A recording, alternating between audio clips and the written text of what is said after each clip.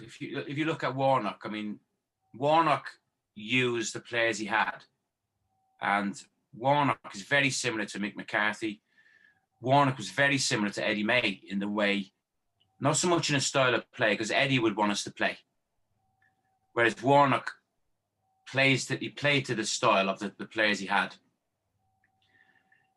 which he felt it was the best thing. But then again, you speak to someone like Lee Tomlin, who was delighted when Warnock went, off the record. He was delighted that he went, because it was just going over his head. He was bypassed, people like Tomlin.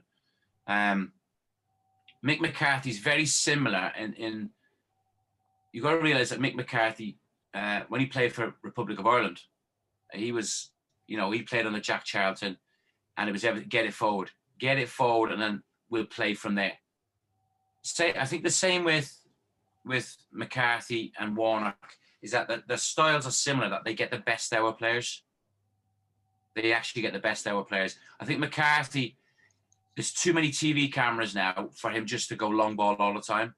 He has to trust these players, and knowing Mick, and I've played a couple of times, B teams with Mick, and he's so demanding in training sessions. If someone's not giving 100% in training session, i.e. Harry Wilson, he won't play him. Do you know what I mean? He won't play him. So I think McCarthy he's had a good start.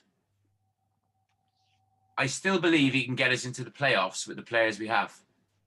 I think McCarthy will get us into the playoffs because of who he is.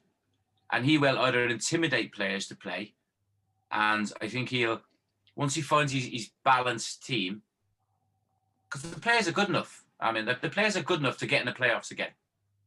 I think under Neil Harris, I think he didn't have that that fear factor as a manager that you kind of need. And I don't mean shouting and bawling at players. I mean that presence. I don't feel he had that presence with the players we had at the club.